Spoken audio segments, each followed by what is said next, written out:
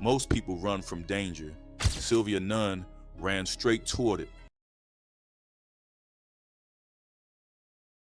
Growing up in the heart of Compton's gang wars, she was raised to fight, to survive, and when necessary, to kill. But when the Crips gunned down her brother, something in her snapped. She didn't just seek revenge, she embodied it. Ruthless, fearless, and always ready for war, she earned the name Rambo.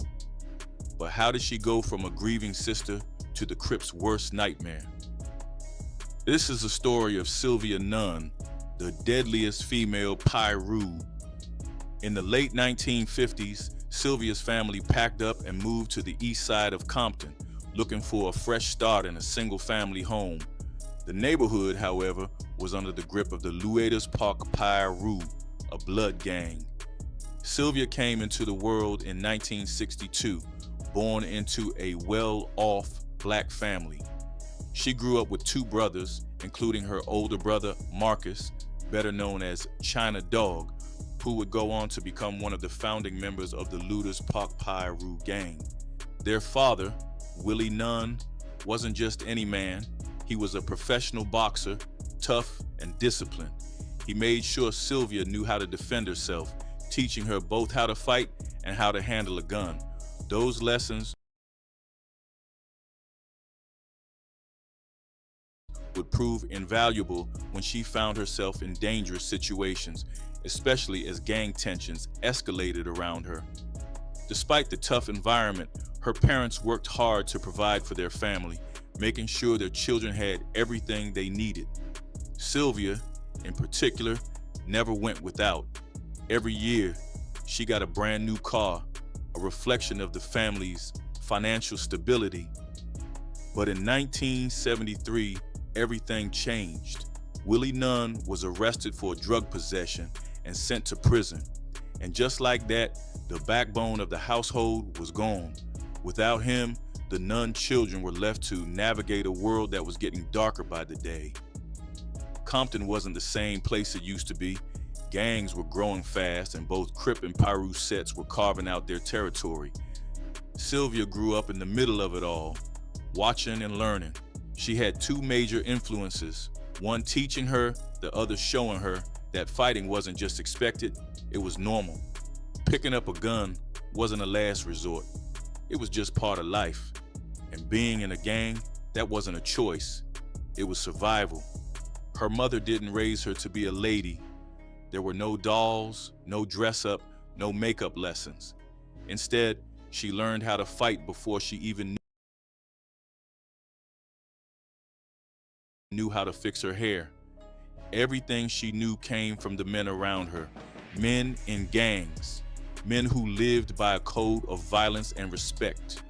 And when that's all you know, what else are you supposed to become? Sylvia didn't choose this life, she was born into it. When Sylvia was just 16, a sudden burst of gunfire shattered the afternoon calm outside her house. She didn't hesitate, she ran straight toward the sound. Just a short distance away, in a nearby park, a crowd had already gathered. Lying on the ground bleeding was her older brother, China Dog, and he had just been shot down by a car full of Compton Crips. The Crips outnumbered the Pirus 3-1, and this time they had the upper hand. Sylvia shoved her way through the crowd, her pulse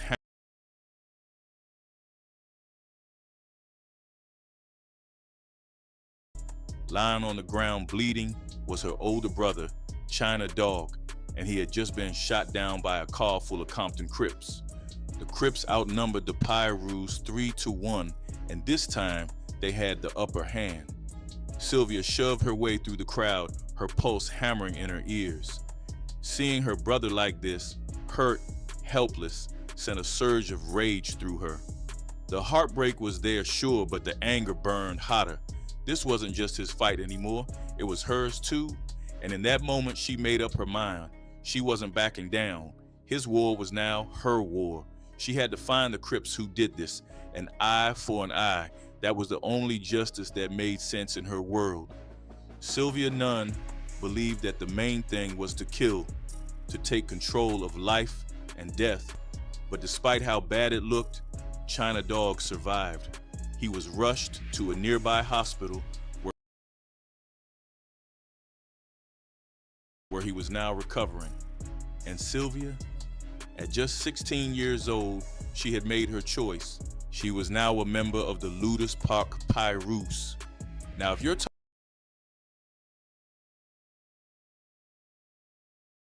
talking about the most notorious Piru sets in Compton, the Ludus Park Piru, also known as the Ludus Park Bompton Piru, has to be in the conversation.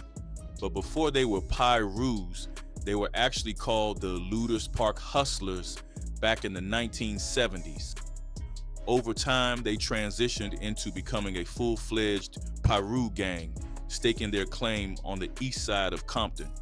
Their name comes straight from Ludus Park, their old stomping ground. That's where members would gather, playing ball, getting high, and let's be real, planning their next moves. This wasn't just a hangout spot, it was their headquarters, the place where everything started. And from there, their reputation only grew. Now their turf stretches from Bullis Road to Atlantic Avenue between Compton Boulevard and Rosecrans Avenue. They're boxed in by some other well-known sets: Mob Piru to the north, Hollywood Piru to the south, Elm Street Piru to the west, and Lime Hood Piru to the east.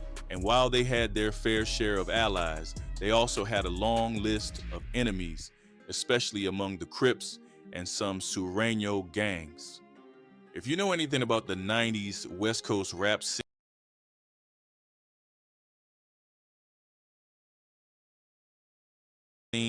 then you know about Suge Knight. The Death Row Records boss had strong ties to the Mob Piru, and the Ludus Park Piru were right in that mix. In fact, they were hired as security for Death Row during the height of the gangster rap era. Back then, the lines between the streets and the music industry were blurred. Gang politics bled right into the rap game. And when Tupac Shakur was shot in Las Vegas on September 7th, 1996, everything exploded. The streets of Compton turned into a war zone. The Mob Piru and Southside Compton Crips were already beefing, but after Tupac's murder, things got even worse. Ludus Park Piru sided with Mob Piru in the conflict, and the violence only escalated. But here's the twist. Despite riding with Mob Piru during the war, Ludus Park and Mob Piru eventually became enemies themselves. A lot of it stemmed from internal conflicts, betrayals, and murders tied to the Death Row era. They tried calling a truce, but in the end, it just didn't stick. When it comes to alliances, Ludus Park Piru has linked up with sets like Elm Street Piru, Lime Hood Piru, Hollywood Piru, and Cross Atlantic Piru. Like Elm Street Piru, Lime Hood Piru, Hollywood Piru, and Cross Atlantic Piru. With the Kelly Park Compton Crips, Santana Block Compton Crips, Dusty Hood Compton Crips, Neighborhood Compton Crips, and even some blood sets like Fruittown Piru. And then there's their long-standing beef with the Sureños, including gangs like Compton Barrio 70s, Compton Barrio Chicano Gang, and Compton Barrio Largo 36.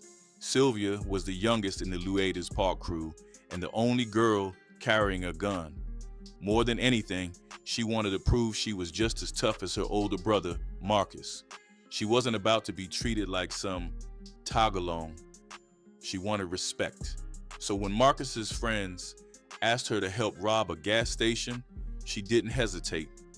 They walked there together, and along the way, they were hyping her, even carrying her on their shoulders like she was some kind of champion. When they got there, they smashed the window with the handles of their guns and then shoved Sylvia through the broken glass. Inside, with a gun pointed straight at her face, she locked eyes with the cashier. They made it clear this was a robbery and there was no room for mistakes. Sylvia grabbed every last dollar from the register and handed it over to the Bloods, but she wasn't about to walk away empty-handed. She made sure she got her cut. Marcus's boys looked at her funny, almost like they thought it was a joke. They told her they'd buy her a popsicle or something, but Sylvia wasn't laughing. She let them know real quick. This wasn't a game to her. If she was doing the job, she was getting paid. So they tossed her some loose change. It wasn't much, but Sylvia didn't care. She wasn't just some girl tagging along. She was one of them, and she was going to make sure they knew it. Unlike most of the girls in the pack, Sylvia didn't just follow orders or wait for someone to tell her what to do. That wasn't her style. She wanted to stand on her own, just like Marcus. And with both of them deep in the Bloods, their house became more than just a home. It turned into the gang's headquarters, and that put a target on it. The Crips knew what was up, and they weren't about to let it slide. They started lighting up the Nun house with gunfire, aiming to take out China Dog. But it wasn't just the Crips after him. The police wanted him too. They'd come knocking, looking to drag him in, and every time they did, they clashed with his mother. The cops didn't just come for him. They made sure to threaten her too. Sylvia couldn't take it. Watching them harass her mother over and over lit a fire in her. She stepped up furious, telling them to back off, to leave her mother alone. One of the cops just looked at her, almost amused, then threw a line at her. "Who do you think you are, Rambo?" And from that moment on, Rambo was born. China Dog eventually got locked up, spending years in the youth authority. But out in the streets, Sylvia was only sinking deeper into that life. Then came the 1980s, and with it, the crack cocaine epidemic. It tore through South Central Los Angeles, Compton, Watts, Inglewood, everywhere. Gang members weren't just selling it, they were using it too. Sylvia was no different. She already had a name for being violent, always strapped. But now, high on crack, she was out on drive-by shootings, feeling nothing. No guilt, no pain, no remorse. Then in April 1991, the cops rolled up with a warrant for Sylvia's arrest. They gave her two choices. Either she could go to jail or she could start talking about the looters Park Piru's drug operations. She decided to cooperate, but just a few months later, on July 23rd, in the middle of the afternoon, Sylvia got a call from her mom, the kind of call that shifts your whole world. Her older brother, Junior Nunn, had been shot in the back of the head while walking his girlfriend home. Just like that, he was gone. Sylvia just couldn't make sense of it. Junior wasn't about that life. He was one of the calmest, kindest people she knew. Wouldn't hurt a fly, literally. So why him? Why now? What she didn't see was that this wasn't random. She was right in the middle of it. Right in the middle of it. Her family wasn't just, he was one of the calmest, kindest people she knew. Wouldn't hurt a fly, literally. So why him? Why now? What she didn't see was that this wasn't random. She was right in the middle of it. Her family wasn't just involved in the game, they were royalty. And when you're at the top, everyone's watching. So what does Sylvia do?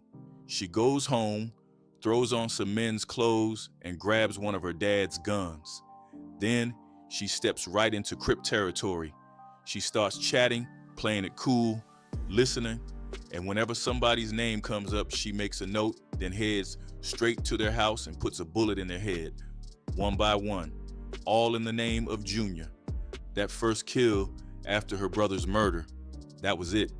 That was the moment she stopped being just a girl. That was the moment she became a gangster. But revenge wasn't just about her. It was about her mother too. Sylvia made sure those other mothers felt the same pain her own mother felt when she got that call.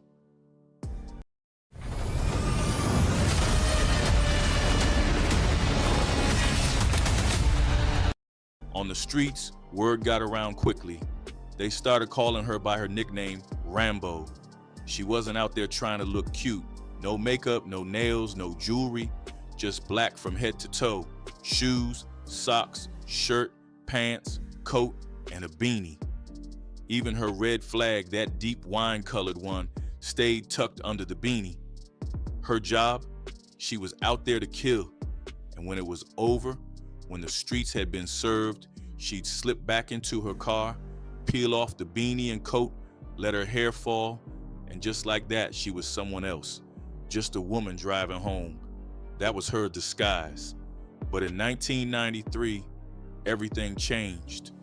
In 1993, Sylvia Nunn left behind everything she knew and took off to Las Vegas, Nevada.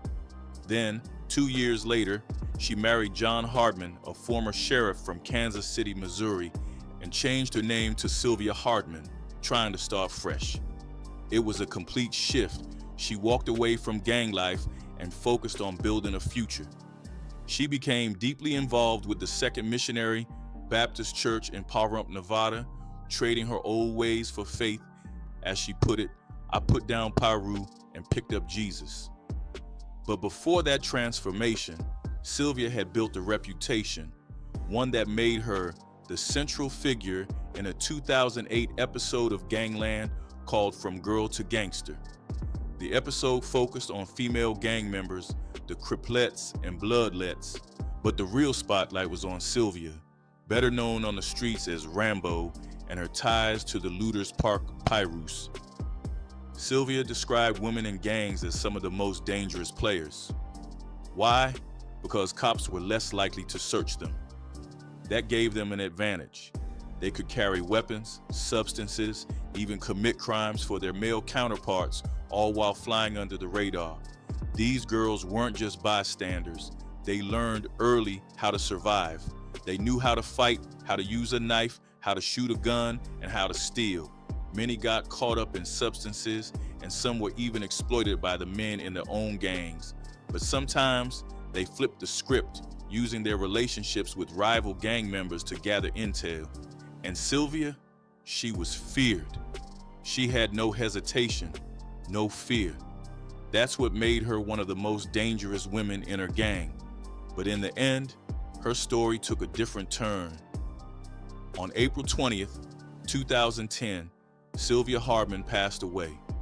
She was laid to rest at Woodlawn Cemetery in Las Vegas. Her legacy, however, didn't end there. In Compton, her sister, Cynthia Nunn, started a non-profit in her honor, Sylvia Nunn Angels. The organization is dedicated to giving back to the community, helping kids and families find a better path, one that doesn't lead to the streets. Sylvia Nunn's life was full of twists and turns, from gangster to believer, from feared to remembered. And through her story, her impact still lives on. What are your thoughts on this story? Appreciate you watching.